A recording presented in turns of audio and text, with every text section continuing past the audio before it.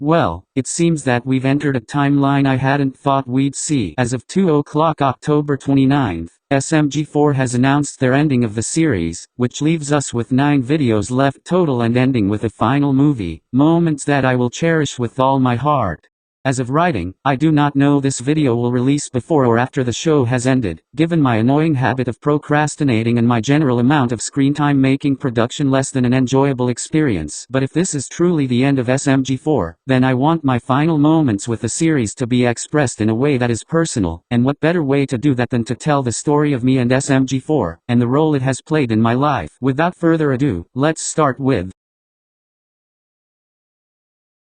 when I was first introduced to SMG4, it was during the classic era with their Spaghetteria videos. Me and my little brother loved the hell out of them. They were always so hilarious and creative to me, and I never would have thought to actually have the security guard fight back against the animatronics rather than being scared the entire time. At one point I decided to see what else SMG4 had made, which at first seemed like a bad idea because I ended up with the absolute fever dream of a video known as Tubby TV, but it eventually led to me wildly enjoying videos in 2017, with some of my favorites being the Battle Royale, the Trip series, Stupid Mario Party, Stupid Mario Kart and more. Although these videos were never something I was particularly passionate about or attached to, they were a lot of fun and it was great to see where characters like Psycho and Meggy had their humble beginnings. And across this time period I found everyone to be likable in their own ways and found these videos a guaranteed fun time to be had, a SpongeBob on YouTube if you will, but that all changed with a very iconic thing.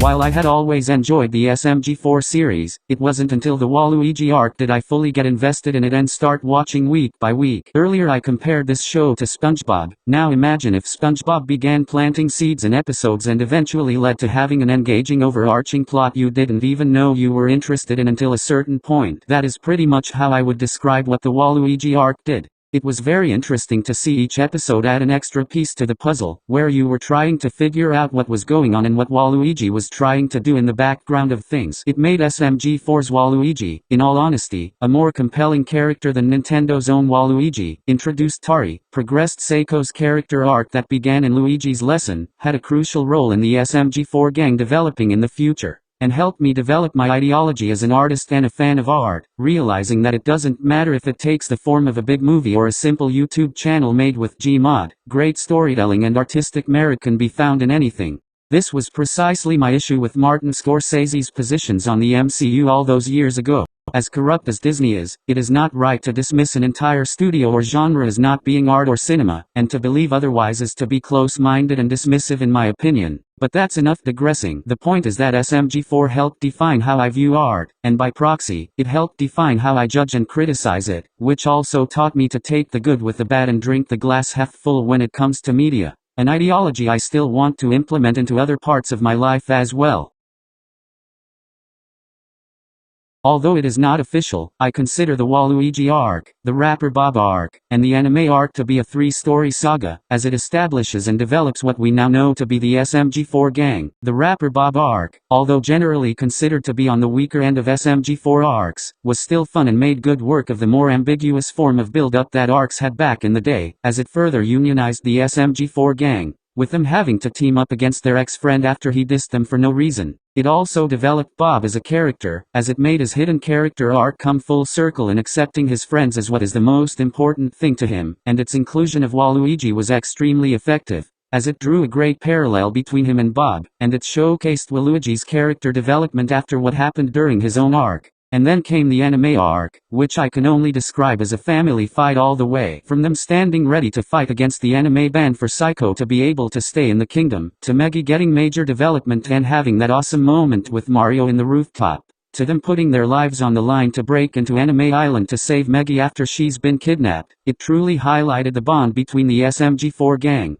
This is probably why most future members of the gang like the anti-cast and Keizo weren't as well received or popular compared to the original members of the SMG4 gang. They just didn't have the same level of development in their personalities or bonds with each other as Psycho, Tari and more did, nor had we gotten the chance to really get attached to them the same way the original members did. The only real exception to this was Melanie, but even she was sidelined after the Revelations arc. It is also why I've always thought Francis was an underrated villain, and the perfect final boss to a saga establishing camaraderie with this band of misfits. He is not only careless and selfish with his actions, he treats his fellow anime cartel as his goons and quite literally is trying to create an island full of drawn waifus. I think it's safe to say he doesn't have much of a social life.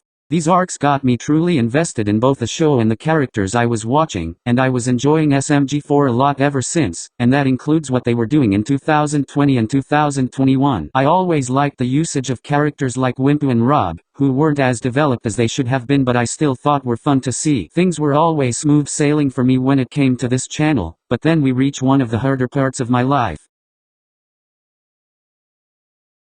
The SMG4 video, Absolute Betrayal, released on March 19 of 2022. But during that same week, something else happened, something that still affects me and my family to this day.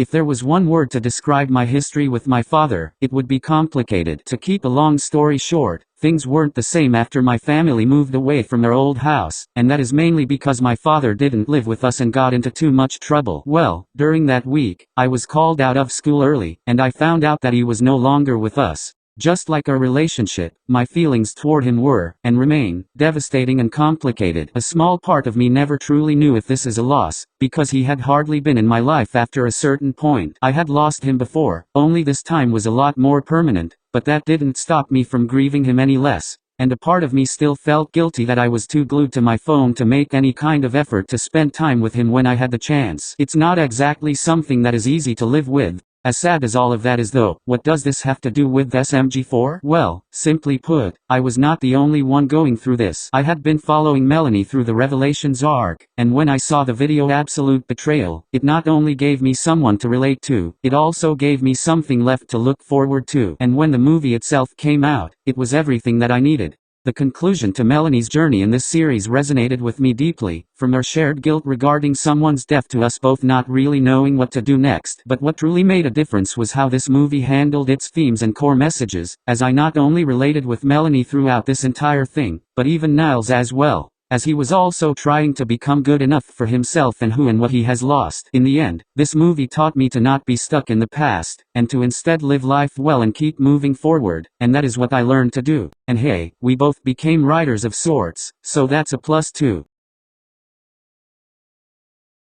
In 2022, I made my first few videos as an SMG4-based YouTuber, and those were putting Mario X Megi comics I made into video form. While I don't make this kind of content on YouTube these days, I am still glad that I had the confidence to express myself the way I did, as Mario X Megi was something I have always really liked, especially when I was extremely discontent with what was going on with those two characters at the time. But I digress. After 5 Mario X Megi videos, I eventually leaned more into general SMG4 content than just MXM, particularly when I gave SMG4 villain songs, made AMVs, and even made my own outro. But it wasn't until May 5th of 2023 that I made my first video as a critic of this show, specifically in response to the stupid sibling dynamic they were trying to give Mario and Megi at the time. While it wasn't until then that I had chosen to speak up about this particular issue, it was always something I had disliked about the show, serving as a growing anger within myself. Not necessarily an aimless rage, but a pointed tension that had been building up longer than I had realized. Seriously, just look at my expectations versus reality videos and see the part where Megi is doubting herself in the way she treats Mario. It was there when I chose to speak my mind, and I have been doing this ever since then.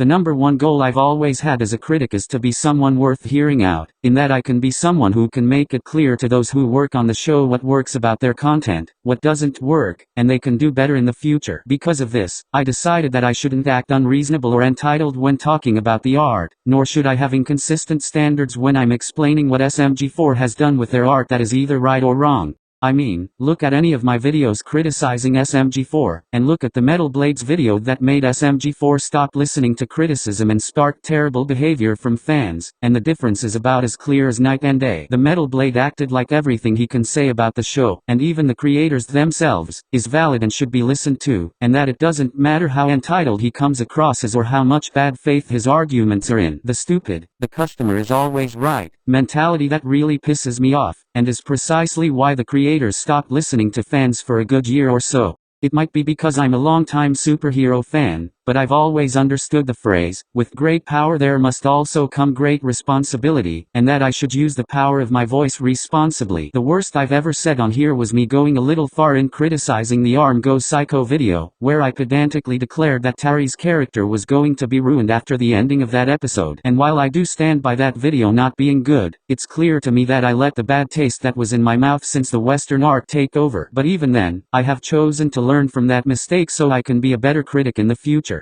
To me, being a critic is not just about having an opinion, it's also about having integrity, that tells whoever's watching that you are someone who can be listened to, someone who argues in good faith, and someone who deserves to be heard out. This is something that a lot of fanbases lack these days, and it is something that I'm glad I could help bring back to the SMG4 fandom.